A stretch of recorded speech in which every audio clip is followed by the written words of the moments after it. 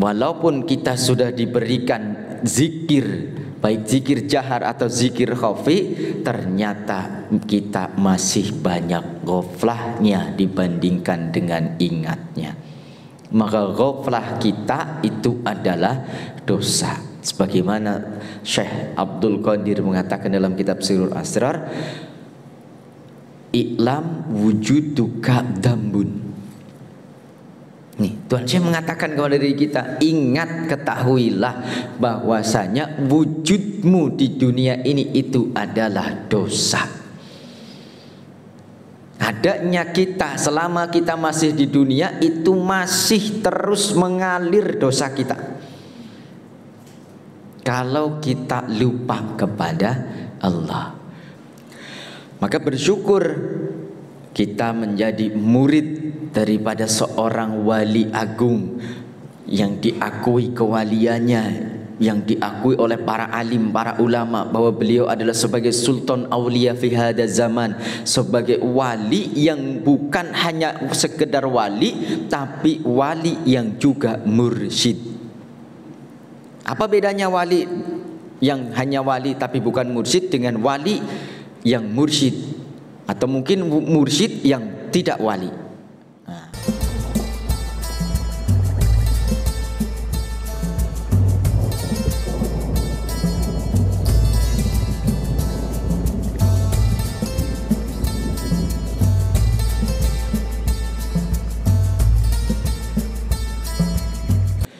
Juga yang kami hormati seluruh ikhwan akhwat yang alhamdulillah malam hari ini Allah berikan kesempatan untuk bisa kita bermuwajahah bil wujuh, sama-sama kita mengamalkan amaliyah thariqah qadiriyah tadi yang sudah kita sama-sama mulai dengan salat maghrib berjamaah, lanjut kita berzikir, lanjut kita khataman, lanjut salat-salat sunat, dan alhamdulillah dilanjut salat isya, lanjut zikir dan khataman lagi. Alhamdulillah, nikmat yang Allah berikan kepada kita.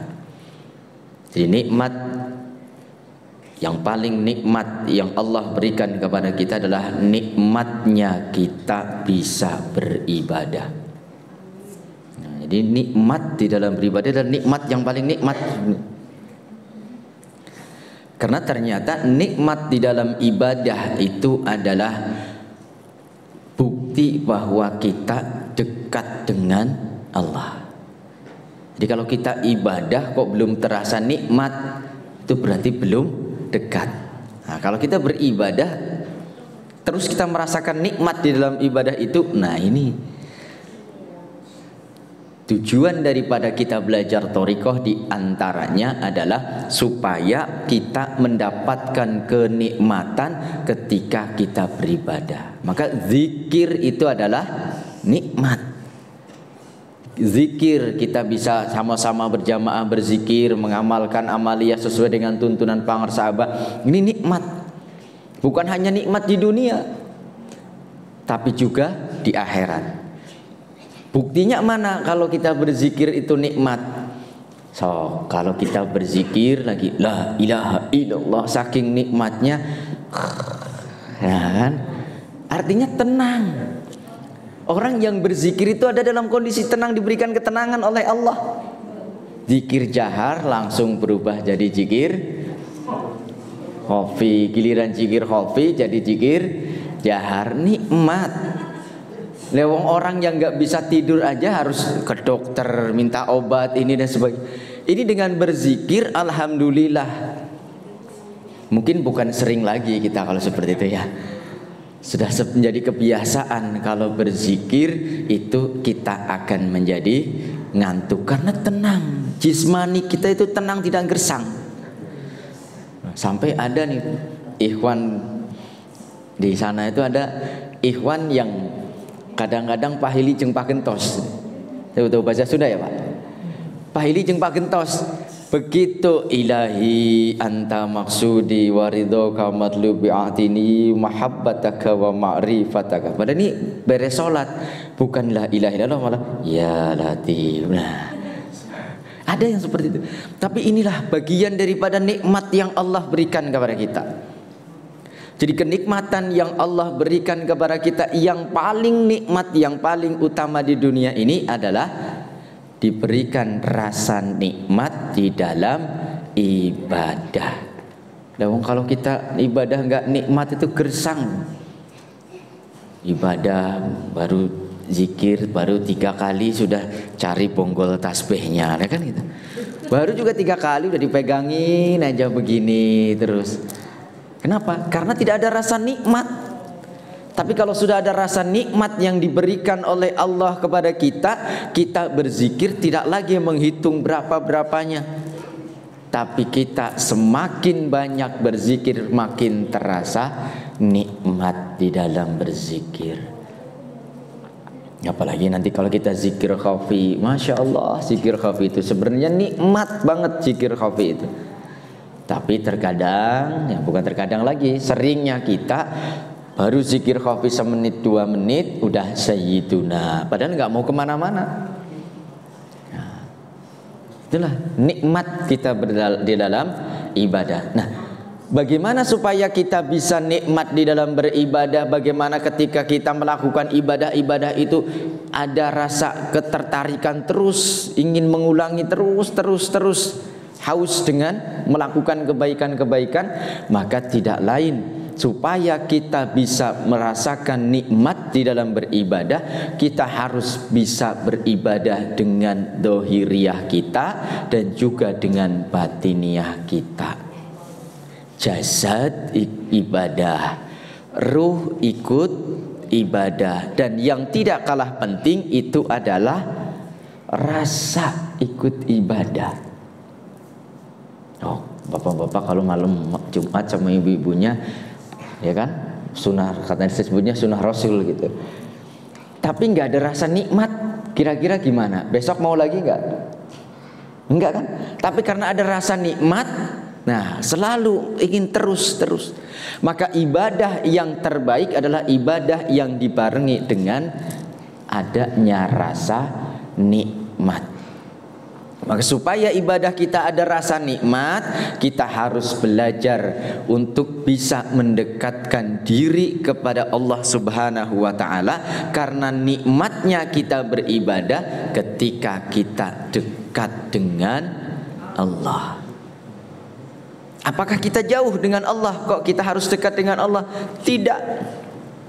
Kita ini tidak jauh dengan Allah, dan Allah juga tidak jauh dengan kita. Bahkan Allah menegaskan bahwasanya ketika ada yang bertanya kepadamu tentang aku, kata Allah, jawablah bahwasanya aku ini dekat, bahkan lebih dekat daripada urat nadi. Saking dekatnya.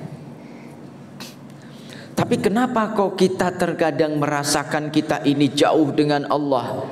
Terkadang kita ini merasa bahwa Allah itu Masya Allah, kita saking jauhnya dengan Allah sehingga kita tidak bisa merasakan bahwa kita ini dekat dengan Allah. Ternyata bukan Allah yang jauh, tapi karena adanya pembatas antara kita dan Allah.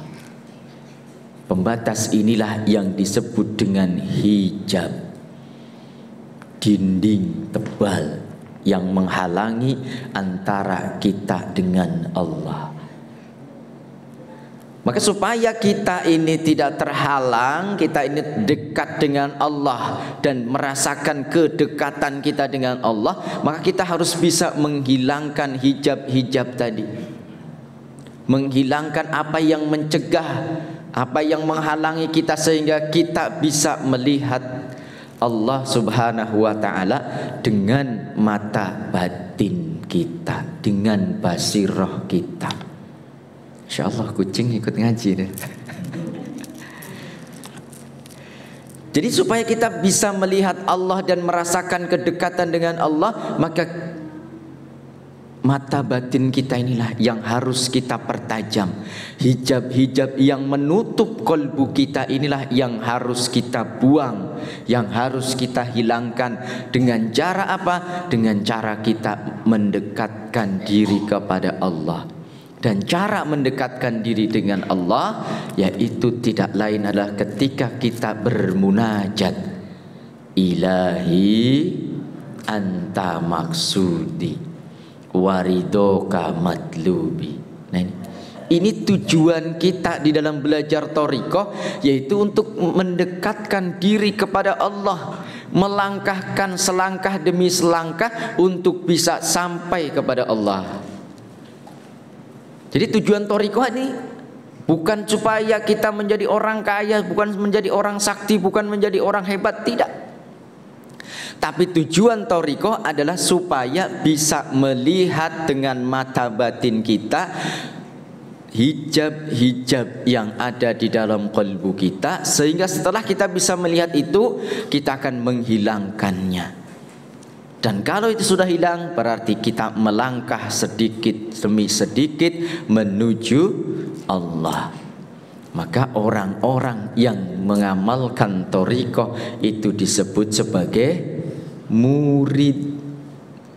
Murid itu bukan siswa di sini. Yang dimaksud murid adalah orang yang ingin apa? Ingin sampai kepada Allah. Jadi belajar thariqah itu adalah untuk mendekatkan diri kepada Allah. Dengan apa mendekatnya sementara Allah ini sudah dekat? Yaitu dengan dibukanya hijab, menghilangkan dinding-dinding penghalang yang begitu tebal, yang begitu kuat, sehingga kita tidak bisa melihat akan kebesaran-kebesaran Allah. Nah, pertanyaannya, bagaimana dan apa saja dinding-dinding yang menghalangi kita untuk sampai kepada Allah? Kan gitu. Wow, ada penghalang, ada dindingnya. Dindingnya ini terbuat dari apa? Dindingnya ini apa? Bagaimana cara menghilangkannya? Itu yang penting bagi kita. Maka bersyukur kita menjadi murid daripada seorang wali agung yang diakui kewaliannya, yang diakui oleh para alim, para ulama, bahwa beliau adalah sebagai sultan aulia fi hada zaman, sebagai wali yang bukan hanya sekedar wali, tapi wali yang juga mursyid.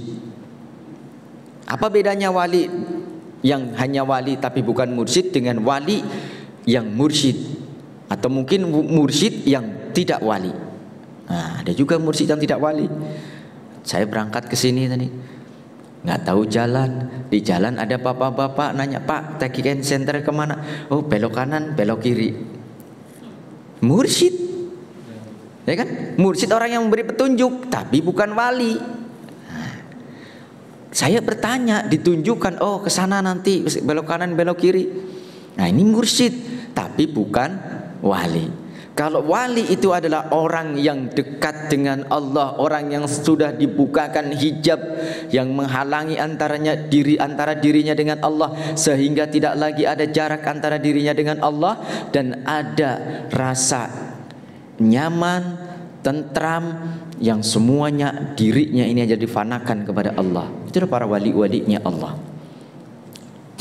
Dan wali mursyid adalah seorang wali yang dekat, orang yang dekat dengan Allah, tapi juga bisa memberikan bimbingan kepada murid-muridnya, orang-orang yang ingin sampai kepada Allah, bisa memberikan petunjuk, bisa diikuti.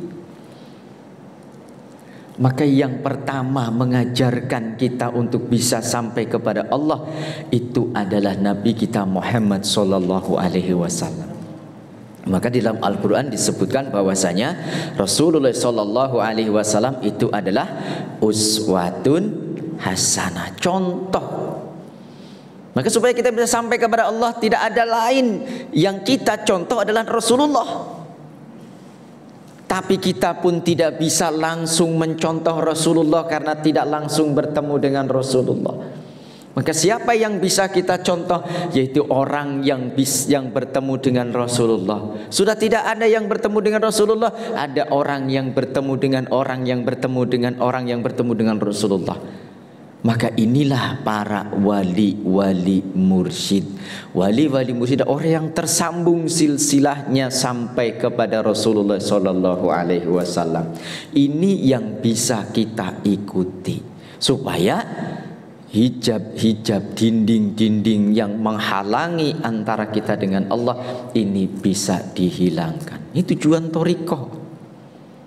Maka yang belajar thariqah tujuannya bukan untuk mendekatkan diri kepada Allah, bukan untuk sampai kepada Allah. Ulangi, taubat, luruskan niatnya. Karena orang belajar thariqah kalau niatnya sudah tidak lurus, niatnya tidak untuk wusul kepada Allah, tidak akan pernah wusul kepada Allah. Tapi kalau orang yang niatnya wusul kepada Allah, itu pun belum tentu wusul. Tapi dengan barokah, karomah, syafaat daripada Syekh Mursyid, walaupun kita belum wusul kepada Allah, Syekh Mursyid yang jemput kita. Tapi kalau tujuan kita belajar thariqah untuk yang lain, sudah cukup, disitulah sampainya. Ini harus kita hati-hati. Thariqah itu amaliyah yang mulia, amaliyah yang agung, yang derajatnya tinggi tujuannya. Maka carilah tujuan yang tinggi, yang tertinggi, yaitu sampai atau wusul kepada Allah. Maka dulu dalam waktu kecil kita ada, carilah apa, gantungkan cita-citamu setinggi langit. Walaupun nggak sampai ke langit, ya minimum naik pohon kelapa gitu. Tapi kalau cita-citanya cuma naik pohon kelapa, tidak akan pernah sampai ke langit.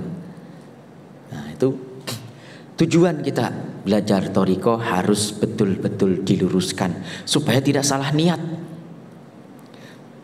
Terkadang orang yang niatnya sudah lurus, sudah bagus pun masih banyak sekali godaan, cobaan di tengah jalan. Banyak godaan-godaan yang melalaikan kita, apalagi kalau kita tujuannya tidak baik. Nah, bagaimana dan apa hijab-hijab tadi yang menutup antara kita dengan Allah? Itu dikelompokkan menjadi dua. Ini saya ngepek aja ya, nggak tahu ngepek, nyontoh gitu. Karena takutnya lupa, salah, malah repot ya. Jadi hijab-hijab yang menutup diri kita itu ada dua bagian, ada dua macam. Dikelompokkan menjadi dua. Yang pertama, penyakit syahwat, maradus syahwat. Ini yang menghalangi kita. Yang kedua adalah penyakit subhah, atau yang disebut dengan penyakit ragu, keraguan. Nah, maka di dalam Al-Quran kan disebutkan, pertama dalam surat Al-Baqarah adalah la raiba fih, ditegaskan dulu, tidak ada keraguan di dalam. Nah, kalau kita belajar thariqah Qadiriyah Naqsabandiyah yang bermursid kepada Pangersaan Anam, masih terbersit keraguan kita di dalam batin kita kepada Pangersaan, itu yang menjadikan kita tidak pernah wusul. Kan ada yang ngeluh, saya belajar thariqah bertahun-tahun tapi cuma gini-gini aja. Bukan amaliyahnya yang salah, bukan tuntunan Pangersaan yang salah, tapi keraguan di dalam diri kita itu yang menghalangi kita sampai kepada Allah. Ya, rumit ini. Penyakit ragu itu nggak ada yang tahu. Kalau tadi yang pertama penyakit syahwat dikelompokkan menjadi dua, satu penyakit syahwat, yang kedua penyakit subhah. Nah, penyakit syahwat itu nanti dibagi lagi. Di antara penyakit-penyakit syahwat tadi itu ada al-fisku, fasik. Fasik itu apa? Orang yang suka berbuat dosa. Ya, kita ini semuanya sebenarnya masih orang-orang fasik, karena masih suka berbuat dosa. Kadang orang suka berbuat dosa, kadang-kadang itu malah bangga kok. Bangga dengan berbuat dosa, tidak menyadari kalau dia sedang berbuat dosa. Mohon maaf bang ibu-ibu, pakai HP, joget-joget itu banyak yang likes. Wah, ini berbuat dosa tapi bangga. Nah, ini yang disebut dengan orang-orang yang fasik, orang-orang yang suka berbuat dosa. Ini yang akan menghalangi kita untuk sampai kepada Allah. Ini harus dikurangi, syukur ditinggalkan. Tidak bisa ya, sesekali sajalah. Tapi jangan terlalu sering, dijadwal tiap pagi online, cuma buat mencari follower. Nah, itu jangan seperti itu. Ini fasik. Orang yang fasik ini bagian daripada penghalang syahwat. Orang suka berbuat dosa kan mengikuti hawa nafsu syahwatnya. Pasti kesenangan-kesenangan jismaninya yang dipenuhi. Yang kedua, al-kibru, sombong. Sombong ini bukan berarti ditanya orang tidak mau jawab. Sombong ini adalah menganggap orang lain lebih buruk dari kita. Ana khairum minhu. Nah, inilah sombong, inilah yang akan menjadikan sebab kita celaka.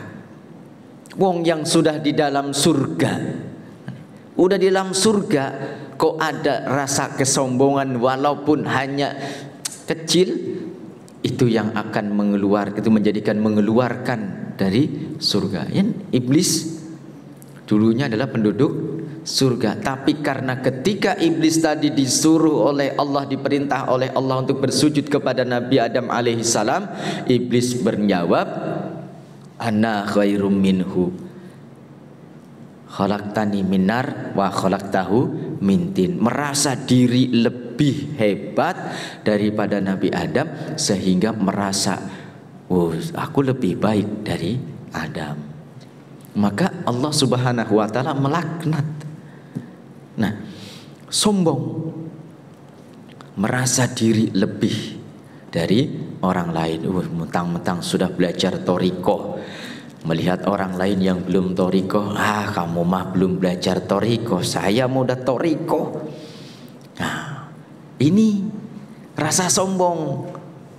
Ini harus kita hilangkan. Tapi pandangan kita terhadap orang-orang yang belum belajar thoriqoh ataupun orang-orang yang sudah belajar thoriqoh, pandanglah dengan pandangan hakikat.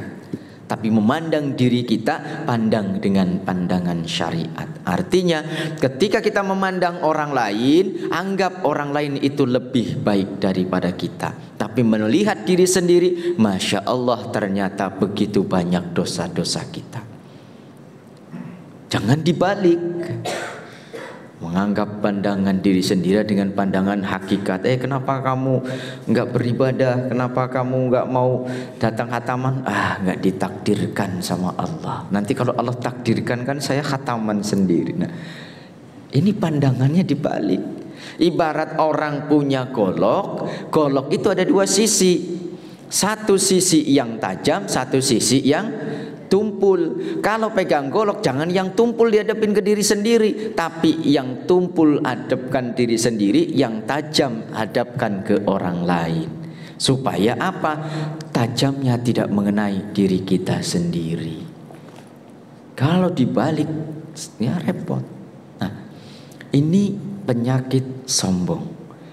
Ini adalah termasuk penyakit syahwat. Kemudian yang berikutnya yang termasuk penyakit syahwat itu adalah ad-dulmu, dolim, aniaya, suka jahil, suka berbuat dosa, suka menyakiti orang lain. Orang nggak ngapa-ngapain, main di telikung. Orang nggak mau dicepret, padahal nggak ngapa-ngapain, nggak ada salahnya. Tetangga beli lemari, itu mah berhasil begini. Nah, itu termasuk orang yang dolim, menganiaya.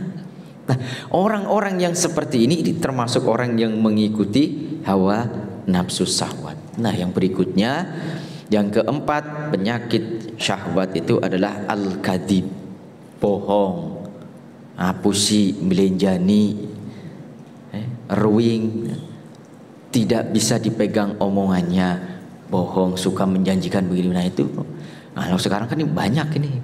Lagi musim kan, musim kampanye kan, Masya Allah. Nah, tinggal kita buktikan mau beneran apa enggak. Nah, jangan jadi orang yang menjadi orang yang terhalang kepada Allah. Kemudian yang berikutnya, penyakit syahwat itu adalah kasratul ma'asi, banyaknya maksiat. Kalau ini kita semuanya yakin masih banyak maksiat. Karena ternyata walaupun kita sudah diberikan zikir, baik zikir jahar atau zikir khafi, ternyata kita masih banyak ghaflahnya dibandingkan dengan ingatnya. Maka ghaflah kita itu adalah dosa. Sebagaimana Syekh Abdul Qadir mengatakan dalam kitab Sirrul Asrar, I'lam wujuduka dambun. Nih, Tuhan Syekh mengatakan kepada diri kita, ingat, ketahuilah bahwasanya wujudmu di dunia ini itu adalah dosa. Adanya kita selama kita masih di dunia itu masih terus mengalir dosa kita. Kalau kita lupa kepada Allah, maka diajarkan oleh guru kita untuk ingat, terus ingat kepada Allah. Zikir di dalam diri kita, baik dengan zahir, batin, ataupun sir kita berzikir. Tapi Masya Allah, kita ini jangankan yang sedang beribadah seperti ini, yang sedang sholat pun kita masih lupa, apalagi kalau kita sedang mencari dunia. Wih, Masya Allah. Maka satu hari satu malam Allah berikan kita waktu 24 jam, bisa dihisab, dihitung dari 24 jam tadi berapa menit, nggak usah jam, berapa menit yang kita ingat kepada Allah. Kalau dihitung-hitung satu hari, yakin kalau hitungan orang dagang rugi kita, banyak dosanya daripada pahalanya, banyak ghaflahnya daripada ingatnya. Maka kalau tidak kita bersandar kepada guru mursyid, akan celaka kita, tidak ada yang mensyafaati. Itu penyakit-penyakit syahwat tadi. Nah, yang kedua yaitu penyakit subhah, ragu. Kalau penyakit syahwat tadi, orang bisa mengingatkan, iya nggak? Orang bisa mengingatkan. Ada orang yang suka menyakiti orang lain, suka berbuat dosa, terlihat. Ada teman kita yang belum sholat, kita bisa mengingatkan, kamu belum sholat, sholat dulu. Ada orang teman kita yang melanggar syariat, bisa kita ingatkan, Kang Sam, ini riba. Kita bisa melihat, bisa mengingatkan. Penyakit-penyakit syahwat ini penyakit yang bisa diingatkan oleh orang lain. Nah, yang repot yang kedua, penyakit subhah, ragu-ragu. Ini tidak ada yang tahu kecuali dirinya dan Allah. Penyakit subhah atau ragu-ragu itu timbul karena apa? Karena pertama, karena ketidaktahuan atau karena bodoh. Kita sudah menjadi murid pangarsa Abah, kemudian timbul keraguan di dalam diri kita kepada pangarsa Abah. Ini pangarsa Abah bener enggak sih? Mursyid beneran apa enggak sih? Ini pangarsa Abah sudah wafat, ini masih membimbing kita apa enggak sih? Akhirnya timbul rasa keraguan di dalam diri kita. Nah, ragu-ragu ini karena kita tidak tahu siapa pangarsa Abah. Apa itu waliya mursyidan? Bagaimana derajat pangarsa Abah? Kita ini ragu sehingga kita tidak tahu sehingga kita ragu kepada pangarsa Abah. Padahal kalau kita tahu siapa pangarsa Abah, tidak ada lagi keraguan di dalam diri kita. Maka supaya kita tahu siapa pangarsa Abah, harus hilangkan kebodohan yang menutup ketahuan kita, kenalnya kita kepada pangarsa Abah. Nah, ini bodoh. Ini ada 4, ada 3 ya derajat bodoh itu. Yang pertama nih orang bodoh yang paling pintar. Nah, orang bodoh tapi yang paling pintar. Yang pertama orang bodoh yang paling pintar adalah orang la yadri wa yadri annahu la yadri. Orang yang bodoh, orang yang tidak tahu tapi tahu kalau dia bodoh. Nah, artinya orang bodoh sadar kalau dirinya bodoh. Ini orang bodoh yang paling pintar. Karena apa? Dengan dirinya sadar kalau dirinya bodoh, pasti akan mencari ilmu, berusaha menghilangkan kebodohannya tadi. Nah, yang kedua, yadri wala yadri annahu yadri.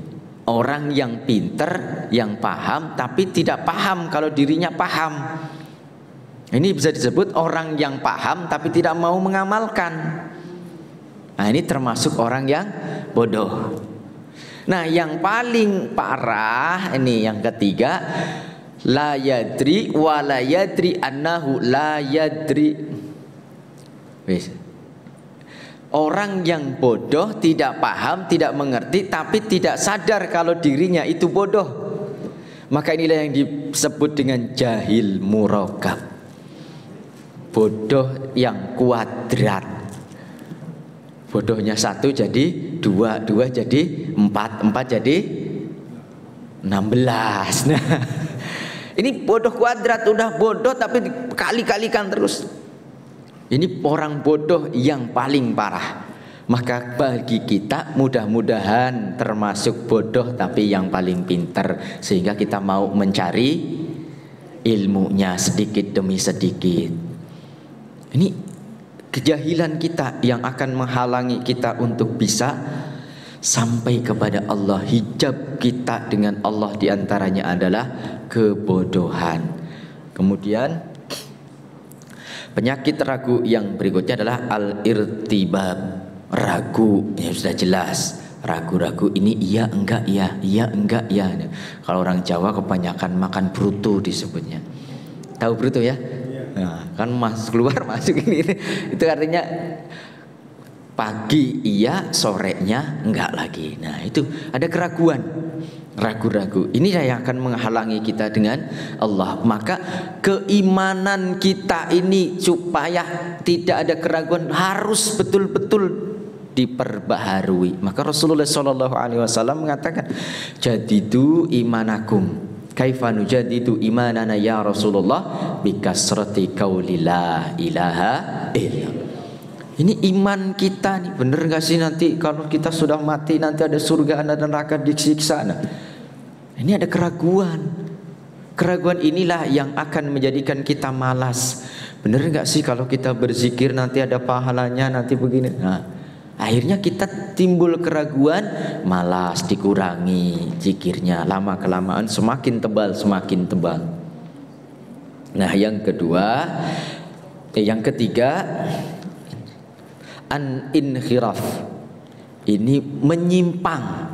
Nah, ini hati-hati. Kita yang sudah diberikan tuntunan ajaran oleh pangersa Abah, karena adanya kebodohan tadi, tidak mengerti, tidak memahami, ada ragu-ragu.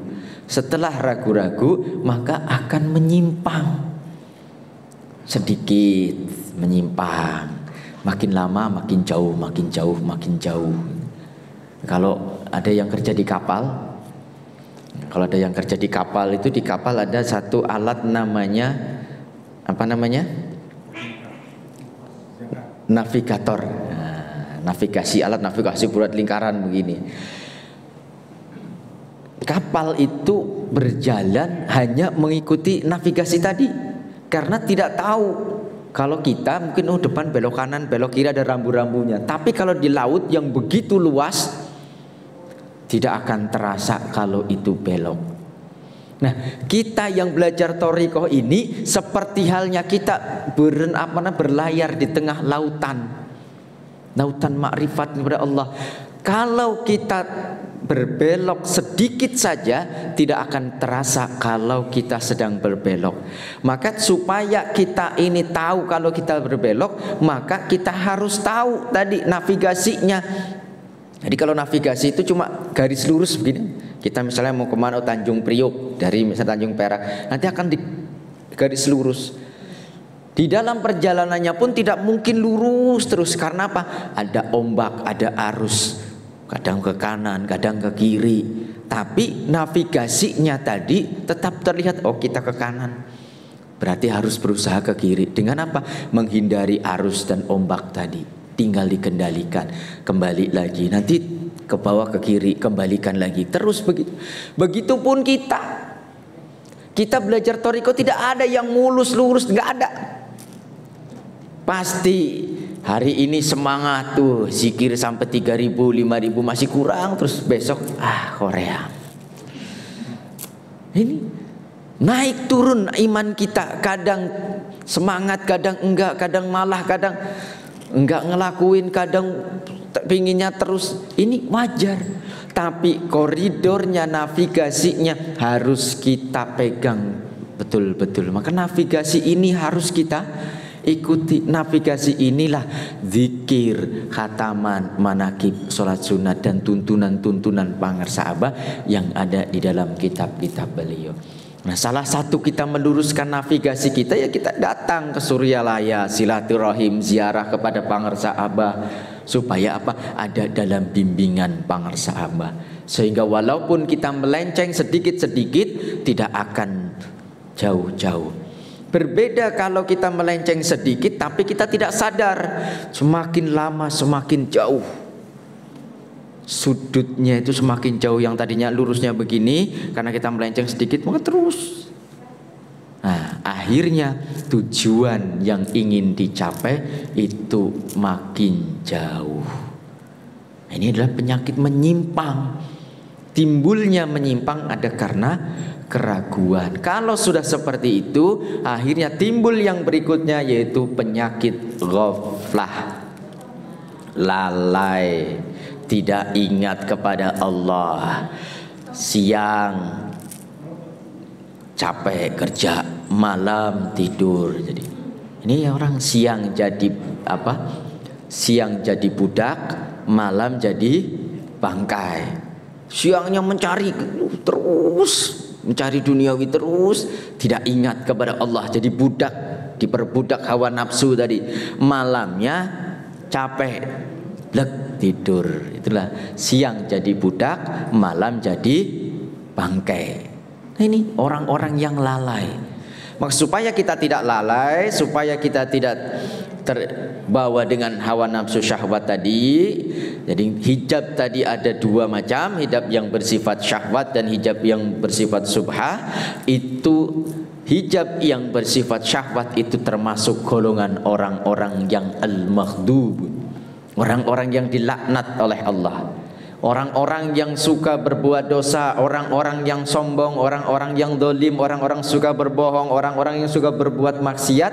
Itu termasuk golongan orang-orang yang dilaknat oleh Allah, dibenci oleh Allah. Nah, yang kedua, orang-orang yang bodoh, yang ragu-ragu, yang menyimpang, yang lalai tadi, itu termasuk orang-orang yang ad-dolun, yang tersesat. Maka kita minta kepada Allah setiap satu hari satu malam 17 kali minimum kita meminta kepada Allah supaya kita dibebaskan, dihilangkan, dijaga dari dua penyakit tadi, yaitu penyakit syahwat dan penyakit subhah, yaitu termasuk golongan orang-orang yang dibenci dan orang-orang yang tersesat. Dengan berdoa kepada Allah, apa doa kita? Ihdinas siratal mustaqim, siratal ladina an'amta alaihim, ghairil maghdubi alaihim waladdallin. Ini doa kita, minta kepada Allah supaya ditunjukkan jalan yang lurus. Apa itu jalan yang lurus? Yaitu thariqah, supaya tidak termasuk orang-orang yang dilaknat dan tidak termasuk orang-orang yang tersesat. Obatnya orang-orang yang dilaknat tadi itu adalah mujahadah, beramal dengan sungguh-sungguh. Karena orang-orang yang fasik, orang-orang yang sombong, orang-orang yang dolim, orang-orang yang suka berbohong, orang-orang yang suka berbuat maksiat, itu karena tidak mau beramal baik.